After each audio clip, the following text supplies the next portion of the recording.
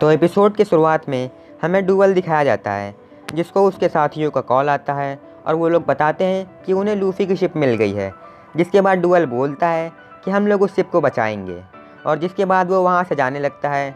और वो जाते हुए सोचता है अपने मन में कि काश लूफ़ी और बाकी सब ठीक हो, क्योंकि उसे काफ़ी शॉक वेव्स की आवाज़ आ रही थी। और जिसके बाद हमें एक लेडी दिखाई जाती है जो कि सेलेस्टियल ड्रैगन होती है, और वो नेवी के लोगों को चिल्ला रही होती है कि वो लोग स्ट्रॉ हैट को क्यों नहीं पकड़ पाए।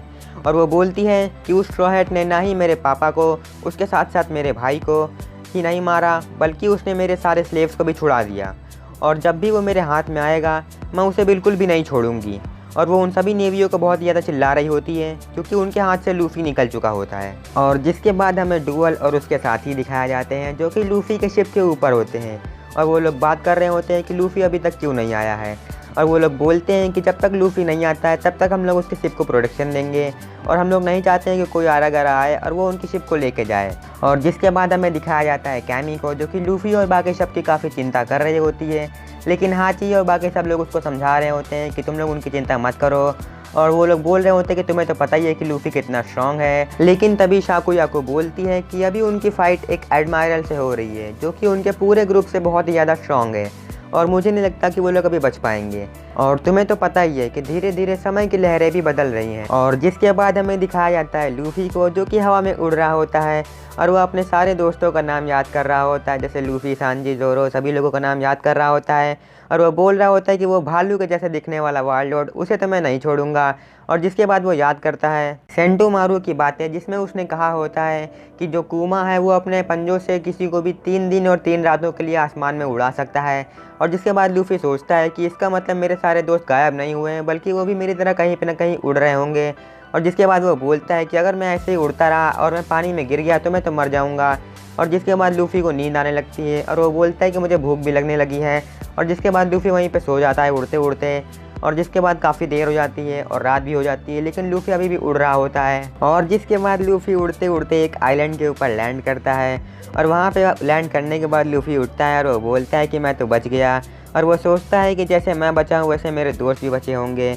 और जिसके बाद वो बोलता है कि मुझे वहाँ पर जल्दी जाना होगा, लेकिन वहाँ वो लूफ़ी के पीछे एक मॉन्स्टर आ जाता है जो कि लूफ़ी को खाने की फिराक में होता है। और लूफ़ी इधर उधर घूमने लगता है, और वो मॉन्स्टर लूफ़ी के ऊपर अटैक कर रहा होता है, लेकिन वो उसके अटैक से बच रहा होता है, और लूफ़ी को पता ही नहीं होता है कि उसके पीछे एक मॉन्स्टर होता है। और जिसके बाद लूफ़ी वहीं पे बैठ जाता है, और वो बोलता है कि मैं तो भूल ही गया था, मेरे पास एक विवरल कार्ड भी है और मैं अपने दोस्तों के पास अब पहुंच सकता हूं।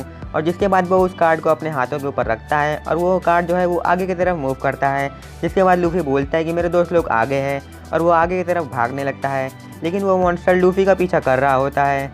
और लूफ़ी भागते हुए काफ़ी फ्रस्ट्रेटेड फील कर रहा होता है, क्योंकि वो भागते हुए उन टाइम को याद कर रहा होता है जब कुमा उसके सभी दोस्तों को उड़ा रहा होता है और वो कुछ भी नहीं कर पा रहा होता है। और लूफ़ी भागते हुए काफ़ी प्रॉब्लम में दिखाई दे रहा होता है, और वो बहुत ही गुस्से में होता है, और वो याद कर रहा होता है कि कैसे कुमा ने एक एक करके उसके सारे दोस्तों को उसके सामने गायब कर दिया और लूफ़ी कुछ भी नहीं कर पाया। और लूफ़ी खुद के ऊपर ही बहुत ही गुस्सा हो रहा होता है क्योंकि उसने कुछ नहीं कर पाया, और वो अपने आप को याद कर रहा होता है। और जिसके बाद लूफ़ी बहुत ही गुस्से में अपनी आंखें बंद कर लेता है और वो आगे भागने लगता है, लेकिन तभी वो जो जानवर होता है उसका पैर कहीं पे अटक जाता है, और जिससे कि वो पलट जाता है और आगे जाके गिर जाता है। और वहीं लूफ़ी भी अपने आंखें बंद करके भाग रहा था, इसीलिए वो एक दीवार से लड़ जाता है जो कि एक पहाड़ होता है बहुत ही बड़ा सा। और लूफ़ी देखता है कि उसके सामने एक पहाड़ होता है, लेकिन वो अपने विवरल कार्ड को चेक करता है, और उसका जो कार्ड होता है वो उस पहाड़ की तरफ इशारा कर रहा होता है, मतलब उसे उस पहाड़ के आगे जाना होता है। और जिसके बाद लूफ़ी बोलता है कि ये तो बहुत ही बड़ा है और मुझे इसे तोड़ना होगा। और उसके बाद वो अपना गियर 3 यूज़ करने वाला होता है, और वो जो जानवर होता है वो लूफ़ी को देख के हैरान हो रहा होता है, क्योंकि वो अपने हाथों को बहुत ही लंबा और बहुत ही बड़ा कर लेता है, और वो अपने गियर 3 को यूज़ करता है, और वो उस पहाड़ के ऊपर बहुत ही तगड़ा पंच मार देता है, जिससे कि उस पहाड़ के ऊपर एक छेद बन जाता है। और लूफ़ी अपने गियर 3 के इम्पैक्ट की वजह से छोटा हो जाता है और वहीं पे गिर जाता है। और वो जानवर ये देख के बहुत ही हैरान होता है, क्योंकि लूफ़ी की स्ट्रेंथ बहुत ज़्यादा होती है, और लूफ़ी कमज़ोरी की वजह से नीचे गिर जाता है। और वो बोलता है कि मेरी ताकत ख़त्म हो रही है, और वो चिल्ला के बोलता है कि सांजी खाना लाओ, लेकिन उसे याद आता है कि सांजी वहाँ पे नहीं होता है। और वहीं पे वो जानवर काफ़ी डर गया होता है लूफ़ी की ताकत देख करके, और वो पीछे हटने लगता है, लेकिन वो अपना जो पैर है वो एक टहनी के ऊपर रख देता है, जिससे कि एक आवाज़ आती है, और लूफ़ी उसको देख लेता है, और वो जानवर भी लूफ़ी को देख लेता है। वो बहुत ही ज़्यादा डर जाता है, और जिसके बाद लूफ़ी उस जानवर को देखने के बाद लूफ़ी का जो पेट होता है वो गुड़गुड़ाने लगता है, और लूफ़ी अपनी ज़बान बाहर निकाल लेता है, मतलब वो उस जानवर को खाने वाला है। और वो जानवर रोते हुए लूफ़ी को मना कर रहा होता है। और जिसके बाद हमें दिखाया जाता है कि जंगल से एक धुआं निकल रहा होता है और उसके बाद हमें दिखाया जाता है लूफ़ी जो कि बोल रहा होता है कि खाने के लिए शुक्रिया। और वो जानवर अब हमारे बीच नहीं रहा बल्कि वो लूफ़ी के पेट में है। और जिसके बाद लूफ़ी वहीं पे लेट जाता है और वो बोलता है कि मुझे पुराने दिनों की याद आ गई जब मेरे ग्रैंडफादर मुझे जंगल में छोड़ देते थे। और जिसके बाद लूफ़ी बोलता है कि अभी मुझे वो सब समय को याद नहीं करना है बल्कि मुझे मेरे दोस्तों के पास जाना है। और जिसके बाद वो अपने आसपास की जगह को एक्सप्लोर करने लगता है। लेकिन तभी अचानक से लूफ़ी दुखी हो जाता है क्योंकि वो अपने दोस्तों को याद कर रहा होता है और वो बहुत ही दुखी हो जाता है। और जिसके बाद लूफ़ी देखता है कुछ मशरूम्स को जो कि उस जंगल में होते हैं और वो बोलता है क्या ये लाफिंग मशरूम्स है। और वो बोलता है कि मुझे इसी की तो ज़रूरत थी। और वो उसको खा लेता है और वो तुरंत ही हंसने लगता है। और वो बोलता है कि मैं इस पूरे जंगल में अकेला हूँ लेकिन फिर भी मैं हंस रहा हूँ। और वो देखता है कि वहाँ पे और मशरूम्स होते हैं और वो कुछ और मशरूम्स खाता है। और जिसके बाद वो काफ़ी गुस्सा हो जाता है। और जिसके बाद वो देखता है कि वहाँ पे ढेर सारे मशरूम्स होते हैं और वो उन सभी को एक एक करके खाने लगता है। और जिसके बाद हमें दिखाया जाता है कुछ लोग जो कि बात कर रहे होते हैं और वो लोग बोल रहे होते हैं कि हमें जंगल में कुछ धुआं दिखा है। और वो लोग सांप की तरह दिख रहे होते हैं और वो लोग आपस में बात कर रहे होते हैं कि ये कौन हो सकता है। हमारे पूरे आइलैंड में नेवी की सिक्योरिटी है लेकिन फिर भी कौन है जो हमारे आइलैंड में घुस गया। और जिसके बाद उनमें से एक लूफ़ी को ढूंढ लेती है और वो बोलती है मार्गरेट, यानी कि वो अपने फ्रेंड को बुलाती है। और जिसके बाद उसके फ्रेंड वहाँ पे आती है और वो बोलती है क्या हुआ स्वीट पी। और वो लोग देखते हैं कि वहाँ पे लूफ़ी होता है लेकिन लूफ़ी वहाँ पे बेहोश पड़ा होता है और उसके पूरे शरीर के ऊपर मशरूम उगे हुए होते हैं। और जिसके बाद मार्गरेट बोलती है कि ये कौन हो सकती है, इसको तो हमने कभी नहीं देखा है। और वो लोग देखते हैं कि लूफ़ी के जो हाथ में है वो एक मशरूम खाया हुआ है और जिसकी वजह से उसके पूरे बॉडी के ऊपर मशरूम उग गया है। तभी स्वीट पी बोलती है कहीं ये हमारे विलेज से तो नहीं और जिसने ये मशरूम खा लिया और ये मुसीबत में पड़ गई और उसने आग जलाया ताकि कोई उसकी मदद करने के लिए आ सके। और वो लोग लूफ़ी को हर कह के बुला रहे थे, मतलब वो लोग लूफ़ी को एक लड़की समझ रहे थे। और जिसके बाद मार्गरेट दिखाती है स्वीट पी को वो मशरूम जो कि लूफ़ी ने खाया हुआ होता है और वो बोलती है कि ये एक पैरासाइट मशरूम है और जो भी इसको खाता है उसके पूरी बॉडी के ऊपर मशरूम उग जाते हैं। और जिसके बाद मार्गरेट अपनी एक और फ्रेंड अफेरेंड्रा को बोलती है कि तुम उसको उठा करके विलेज तक ले आओ ताकि हम लोग उसका इलाज कर सकें। और जिसके बाद हमें दिखाया जाता है विलेज का सीन जहाँ पे ढेर सारे स्नेक्स के स्टैचू बने हुए होते हैं और वो लोग लूफ़ी को एक रूम में रखे हुए होते हैं और वहाँ पे ढेर सारी लड़कियाँ होती हैं और वो सभी लोग लूफ़ी को देखने के लिए आए होते हैं और वो लोग सोच रहे होते हैं कहीं वो ज़िंदा है कि वो मर गई। और वो सभी लोग लूफ़ी को लड़की ही समझ रहे होते हैं। और तभी उनमें से जो डॉक्टर होती है वो बोलती है कि इसके ऊपर जितने भी मशरूम्स हैं उन सभी को उखाड़ के निकाल दो। और वो जो मार्गरेट और स्वीट पी होती है वो लोग ऐसा ही करते हैं और वो लोग लूफ़ी के ऊपर जितने भी मशरूम्स होते हैं उनको निकालना शुरू कर देते हैं। लेकिन वो लोग देखते हैं कि वो जो मशरूम्स से जो जड़ होते हैं वो लोग वहीं पे रहते हैं। और जिसके बाद वो डॉक्टर बोलती है कि हम लोग इसका इलाज कर देंगे बाद में। और जिसके बाद वो लोग सारे मशरूम्स को लूफ़ी के ऊपर से निकाल दिए होते हैं।